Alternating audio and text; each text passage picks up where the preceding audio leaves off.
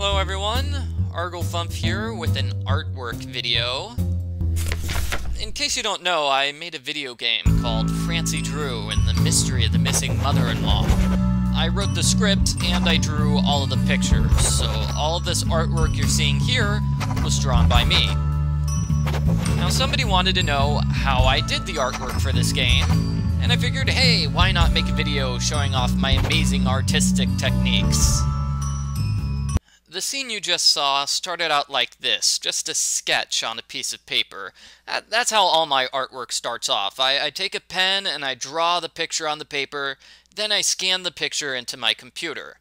Most artists will use a tablet or a touchscreen computer to do their artwork, but to be honest, I don't know how to work my wife's touchscreen computer. I have no idea how to do the art on that, so I do it the old-fashioned way. I just scan in the artwork. And here's a picture I just did. This is a picture of Francy meeting a soap opera hunk. This is for the second game that I'm working on right now. The full picture looks like this. I scanned it in at a really high resolution. Then I open up the picture in Photoshop. This is the free version of Adobe Photoshop. That's why I'm using it. I didn't have to pay for it. Originally, what I did was I used the threshold tool. The threshold right over here.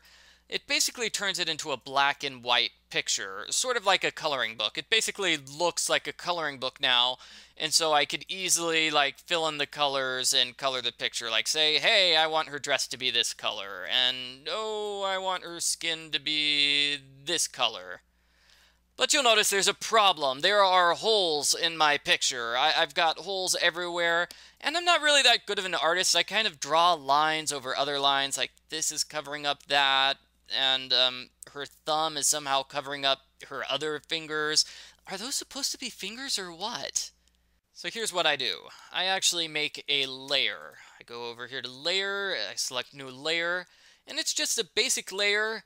I make sure to set the background color to none. You can set the background color to whatever you want, but I set it to none. I want no background color for reasons you'll see in just a moment. This little guy here is the layer window. If you don't see it, just go to window and select layers. You can also press F7. It's showing that I have two layers to this picture. I have the general picture and I have the layer I just created. In this layer, I'm going to be tracing stuff with the pencil tool. I'm actually going to trace over this background picture. It's going to look like this. I'm just going to make a general outline of her hair and her head.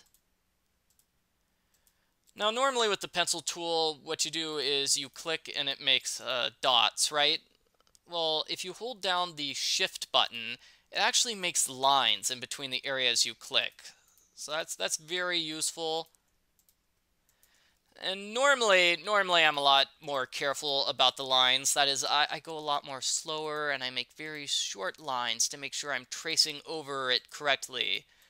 And that looked wobbly there, so what I'll do is I'll either erase it or I'll just do Control-Alt-Z to erase the picture and redraw the line if it looks bad.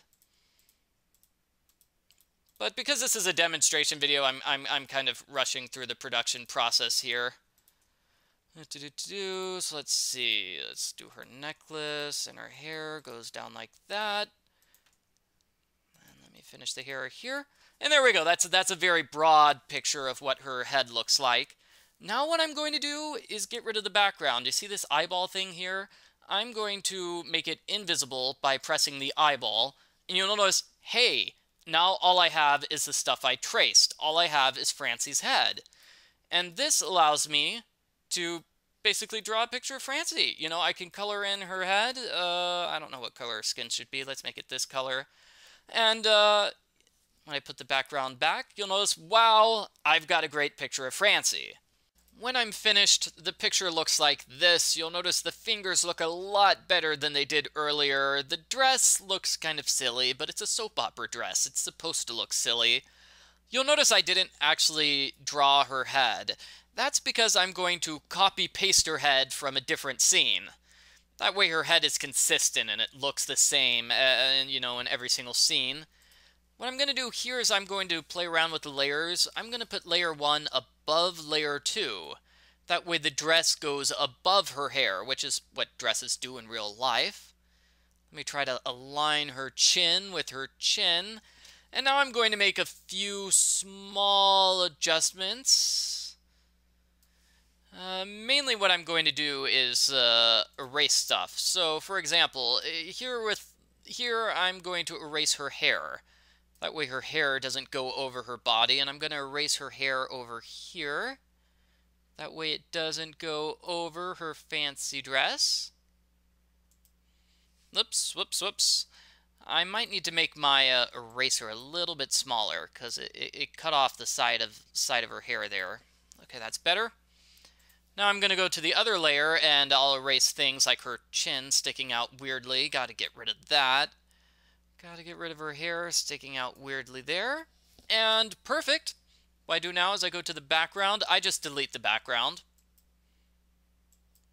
Just delete it. And there we go. Now I've got this picture of Francy that I can color in at my leisure. Before I do that, I should probably flatten the image. Nothing too serious, just go to flatten image. Basically, it combines the two layers into one layer, so they're no longer separate, but they are in fact the same exact thing. So I just color in her skin. Her skin is this color. I don't know what color I want to make the dress. I forget what color the dress was in the original picture. I copied it off of a picture I found on the internet, so let's just make it a blue dress for now with, say, a light blue top. And let's see, I want that heart to be reddish. So what I'm doing now is I'm basically working with the coloring paint bucket tool. Wait a minute. That's not making it red. There we go. That's a red heart. And what will her necklace be? Let's make it a pink necklace. And yep, there we go. That's it. Now I've got a picture of Francy in a soap opera dress. And that's basically it. That's how I do the artwork for the characters in my Francy Droo video game. Thank you for watching, everyone, and make sure to keep an eye out for Francy Droo and the Secret of the Shady Midnight Caller, coming to a computer near you as soon as I finish doing all of the art. Bye!